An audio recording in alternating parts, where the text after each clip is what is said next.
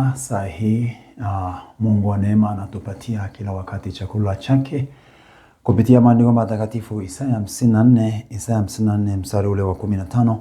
Tazama yamkini anasema tazama yamkini wanakusanyana, lakini si kwa shauri langu.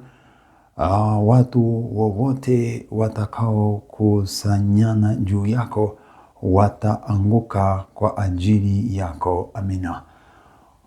Inawezekana kabisa kuna waliojipanga kushambulia maisha yako, na waliojipanga kufanya uharibifu. Ndipo Mungu anaona na anasema tazama yamkini wamekusanyana, wanapanga mipango ya kumwangamiza mwenye haki, kumwangamiza mwana wa Mungu. Lakini Mungu anasema wataangushwa, nguvu zao zitaangushwa, uwezo wao utaangushwa, lakini si kwa shauri la Bwana wamesimama. Kwa sababu hiyo Bwana hata ruhusu mbinu zao, mashambulizi yao na makusudi yao mabaya kufanikiwa juu ya wana wa Mungu.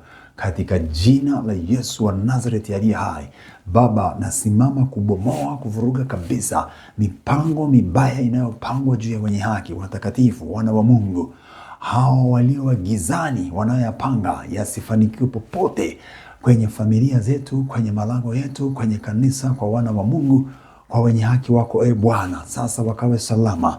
Tazama yamkini wako wanaofanya mashauri mabaya juu ya wateule wa Mungu. Nami nasimama kwa neno lako na mtoto wako huyu, neno hili Bwana kwake likawe ushindi, ya kwamba hawatafanikiwa mipango yao yote, nao wakaangushwe ilo jeshi la adui kwa jina la Yesu Kristo.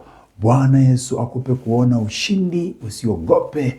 Endelea kwa ujasiri na ushujaa, kwa sababu Yesu yu upande wetu. Bwana ndiye mchungaji wangu, sitapungukiwa na kitu, hautapungukiwa na kitu. Amini tu. Amini.